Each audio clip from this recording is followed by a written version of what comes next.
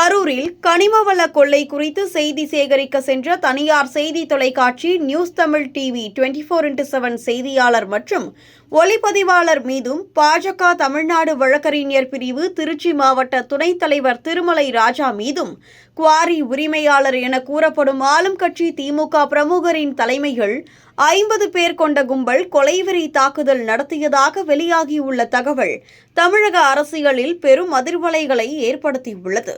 மக்கள் அறிய வேண்டிய உண்மைகளை வெளிச்சத்திற்கு கொண்டு வர முயன்ற ஊடகவியலாளர்களையே குறிவைத்து தாக்குதல் நடத்தப்பட்டிருப்பது திமுக ஆட்சியில் ஊடக சுதந்திரம் எந்த அளவுக்கு ஆபத்தில் உள்ளது என்பதை வெளிப்படையாக காட்டுகிறது.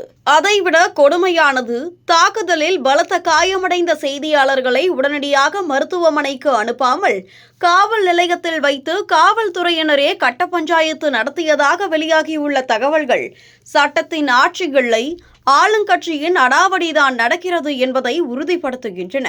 ஆட்சி அதிகாரத்தின் பாதுகாப்பில் கனிம வளங்கள் கொள்ளையடிக்கப்படுகின்றன.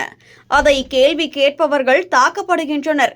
உண்மையை பேசுபவர்களின் குரல் அடக்கப்படுகிறது என்றால் அது ஜனநாயகம் அல்ல, அது பாசிச ஆட்சி. அறிவாலயத்தில் இருந்து இயக்கப்படும் இந்த சர்வாதிகார கொள்ளை மாடல் அரசின் உண்மை முகம் நாளுக்கு நாள் வெளிச்சத்திற்கு வருகிறது.